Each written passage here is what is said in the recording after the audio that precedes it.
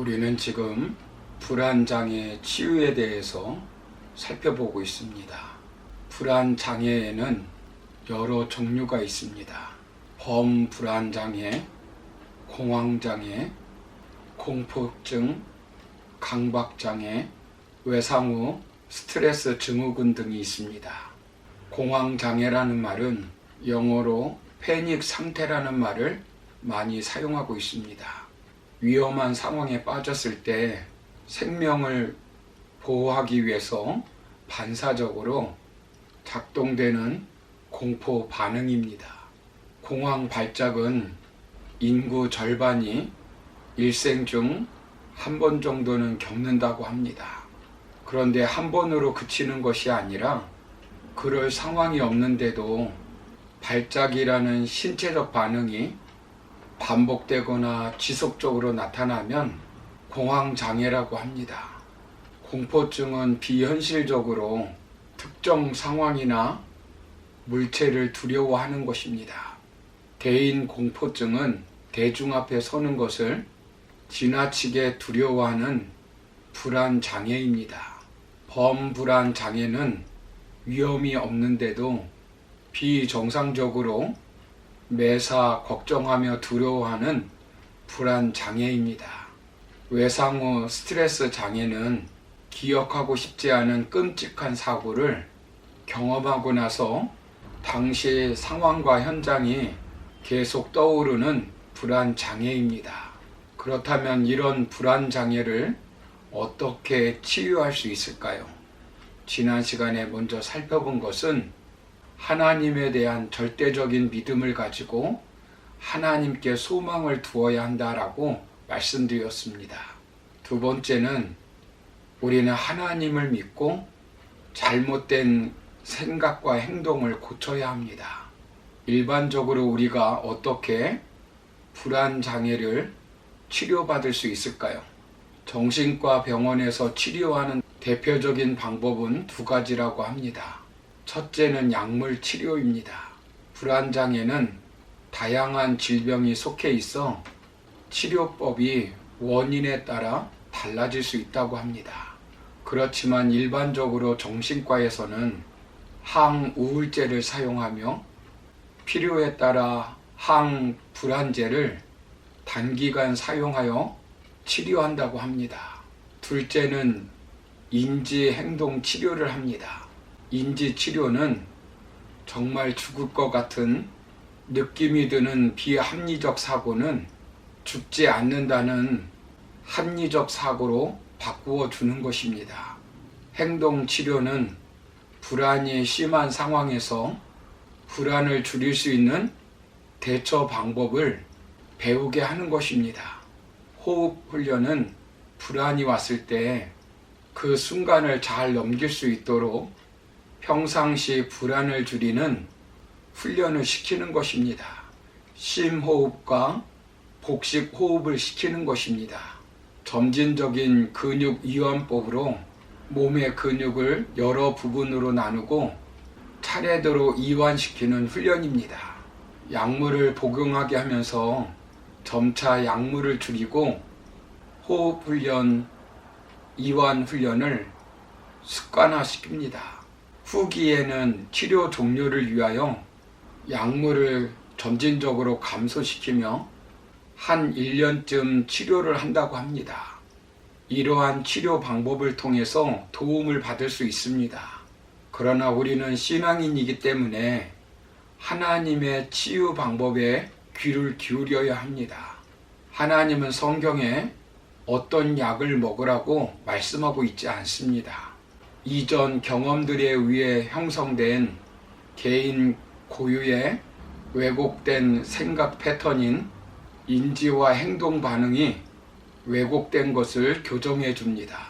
병적인 증상이 발생하고 심하면 불안 장애를 앓게 된 왜곡된 인지와 행동을 교정해 주는 것입니다. 불안에 빠진 다윗의 왜곡된 인지는 무엇입니까? 5절 11절을 보시면 어찌하여 라는 질문을 합니다. 9절을 보시면 어찌하여 나를 잊으셨나이까? 내가 어찌하여 원수의 압제로 말미암아 슬프게 다니나이까라고 하소연합니다. 여기 어찌하여 어느 때까지를 7번이나 반복하여 질문합니다. 자신이 원하는 대로 일이 이루어지지 않으니까 자기가 알고 있는 하나님이 아니라는 것입니다. 하나님에 대하여 계속 하나님을 믿지 않는 사람들의 말에 귀를 기울입니다. 3절을 보시면 내 하나님이 어디 있느냐고 조롱을 합니다. 너가 그런 불안한 일을 당하는 것을 보니 하나님이 계시지 않다는 것입니다. 하나님이 계시면 너에게 그런 일이 생길 수 있겠느냐는 것입니다. 한두 번이 아닙니다. 종일 그렇게 하는 것입니다. 10절을 보면 뼈를 찌르는 칼같이 대적들이 비방을 합니다. 요즘 말로 하면 하나님을 잘 믿는다고 하더니 왜 자식이 그 모양이야? 왜 실패해? 왜 사업이 그 모양이야? 왜 직장을 잃었어? 왜 병들었어? 그렇게 말을 하는 것입니다. 그런 말을 듣자 다윗은 자신의 눈물이 주야로 음식이 되었다고 고백합니다. 4절을 보시면 화려했던 과거를 비교하며 스스로 마음 상하고 있는 것입니다. 불안 장애의 증상들입니다. 그러나 다윗은 어찌 자신을 잊었냐고 하지만 하나님은 다윗을 잊은 것이 아닙니다. 5절 11절을 보시면 하나님께 소망을 두고 살면 하나님이 나타나 도와주심으로 영원히 찬송하게 될 것입니다. 8절을 보시면 낮에는 여호와께서 그 인자를 베푸신다고 말씀합니다. 물론 이 낮이 해 뜨는 낮일 수 있지만 상징적인 표현입니다. 좋은 날이 올 것이라는 것입니다. 인자하심을 베풀어 주실 좋은 날이 올 것이라는 것입니다.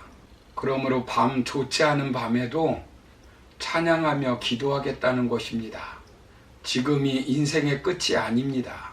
과거 경험한 것이 전부가 아닙니다.